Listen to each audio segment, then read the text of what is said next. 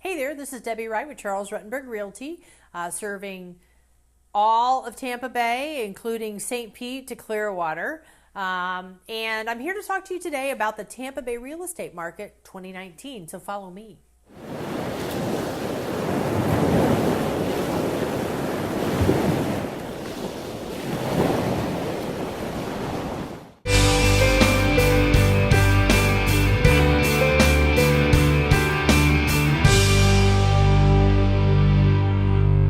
Okay, so the most frequently asked question I get is the market going to crash again? Well, the short answer is no, I don't think it's going to crash. Is it going to adjust? Yep, we've been feeling that adjustment in 2018, and I think we're still going to feel it.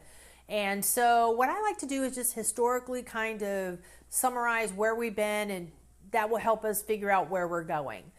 So if we look at the historical data in Tampa Bay, the crash of '06 to '08, everybody tanked, prices tanked, the economy tanked. We had predatory lending practices, everybody gets to buy a home mentality. There are a lot of things that went wrong. So that being said, obviously the federal government has corrected a lot of that with regulation and how lenders are allowed to lend and what's going on in the market. We even see that right now. There have been some defaults that have increased lately, and so the lenders are getting a little bit tighter, and the interest rates are ticking up. So, it's all like this little cocktail, and we have to pay attention to all the little signs along the way.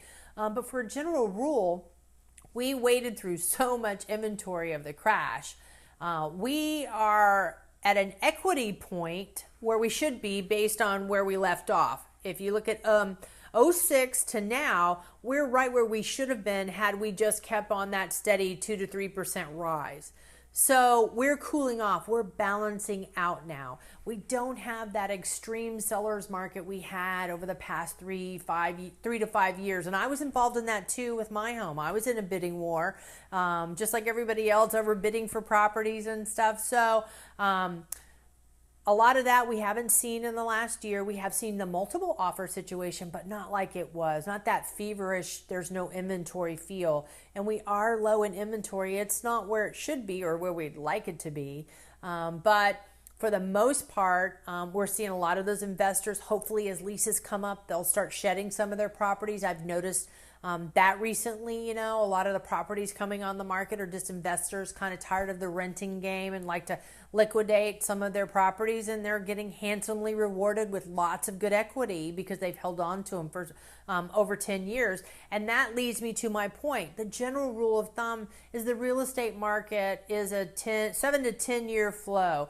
You buy low, you sell high, and that's what's happening here.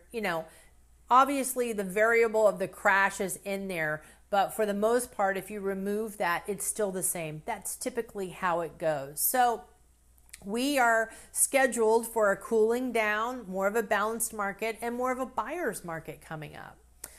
At certain price points, we already have a buyer's market over $400,000 and higher. You'll see it is more of a buyer's market. Houses remain on the market a little bit longer looking for buyers.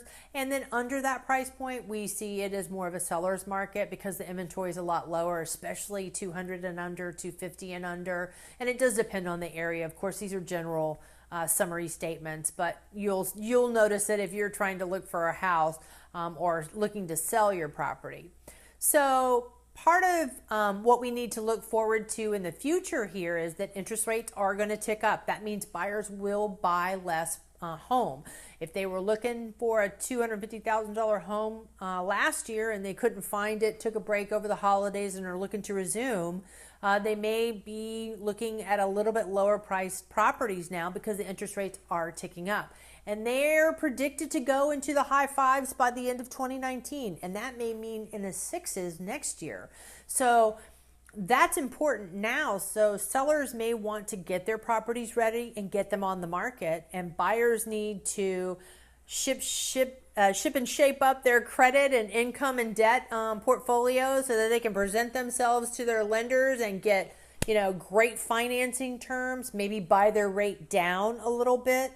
for the upcoming year, or maybe qualify for some home buying programs. There are grant and bond programs through the state of Florida that will help first-time home buyers with down payment assistance. And then there's, of course, sellers making their properties attractive with concessions to buyers and offering closing cost assistance or flooring credits or repair items, etc. You know, you can always work it in and you can market it. It just kind of depends on what's going on with your property specifically as a seller. And then, of course, if a buyer is looking for something specifically, having an open mind on how to get there. That being said, I encourage both seller and buyers, surround yourself with professionals and a good team of people who are working for you and in your best interest, who are going to help you to get the most for your home and help the buyer get the most for what they're buying, the price and the affordability of what they're doing. So if you have any questions, let me know. Give me a call. You can text. You can send me a message on Facebook or email. I'd love to speak with you about that. And I hope you have a great day. Thank you so much.